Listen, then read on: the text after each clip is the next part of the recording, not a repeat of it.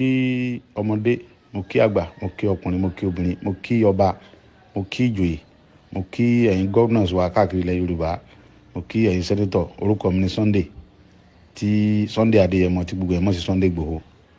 Lẹ́yìn náà mo kí gbogbo àwa ìdílé tí àwọn èèyàn wa wà ní ibi ìṣẹ̀lẹ̀ tó ṣẹlẹ̀ ní Ọ̀wọ̀. Ọlọ́run bá tó láyé tó lọ́run kò ní jẹ́ kí àrírò ẹ̀ mọ́. Ọlọ́run ó sì jẹ́ kí kó tu gbogbo ẹbí àwọn tí nǹkan ṣẹlẹ̀ sí ní Catholic Church ní Ọ̀wọ̀. Ọlọ́run bá mi tù yín nínú.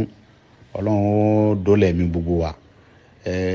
Ẹ̀yin bàbá mi, ẹ̀yin màmá mi, ohun tí mo ń sọ òun ló ṣẹlẹ̀ yìí, tí mo ń pariwo, tí mo wá di èèyàn burúkú lójú ọ̀pọ̀lọpọ̀ ẹ̀yin gómìnà, ẹ̀yin sẹ́nítọ̀.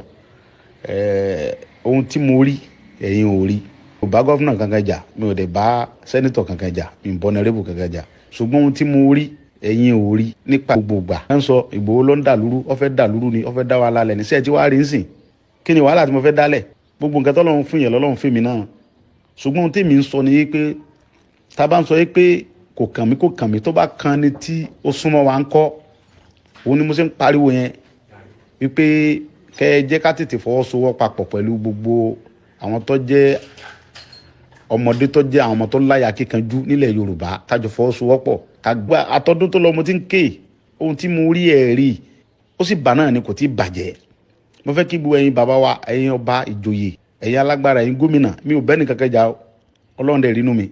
Gbogbo nǹkan tó ṣẹlẹ̀ sí mi, mi ò fi bínú, kò dẹ̀ dùn mí. Mo gbà pé bọ́lọ́run ṣe kádàrá nìyẹn. Ṣùgbọ́n kò tí ì bàjẹ́ jù. Ẹ tètè dìde kẹ́ pè wá, kẹ́ so gbogbo wa pọ̀ dípé yóò late. Ẹ dákun ìmọ̀ràn mi ò, ọ̀rọ̀ mi ò pọ̀. Mo kàn fẹ́ kí gbogbo àwa Yorùbá ká ṣera wa lọ́kan kó tó di pé yóò late mọ́ wa lọ́wọ́. So mo rọ̀ ẹ̀yin bàbá mi, mo rọ̀ ẹ̀yin màmá mi, mo rọ̀ ọba, mo rọ̀ ìjòyè, mo rọ̀ gọ́fìnà, mo rọ̀ sẹ́nítọ̀. Tí n bá ṣe ẹ̀ṣẹ̀ kan sẹ́nìkan tó bá ń dùn, mo fẹ́ kẹ́ ẹ dáríjì mi. Bí mo ṣe ń hùwà, ọmọdé dẹ̀ ni mí. Ẹ dákun. So Ọlọ́run, ohun tó ṣẹlẹ̀ lọ́wọ́ yẹn, Ọlọ́run bá tó láyé tó lọ́run kò ní jẹ́ kó ṣẹlẹ̀ sí ìdílé nìkọ̀ọ̀kan wa. Ẹ jọ̀ọ́, orúkọ mi lẹ́ẹ̀kan sí ni Sunday Adéyẹmọ tí gbogbo ẹ̀ mọ̀ sí Sunday Igboho. Ẹ ṣé, mo dúpẹ́.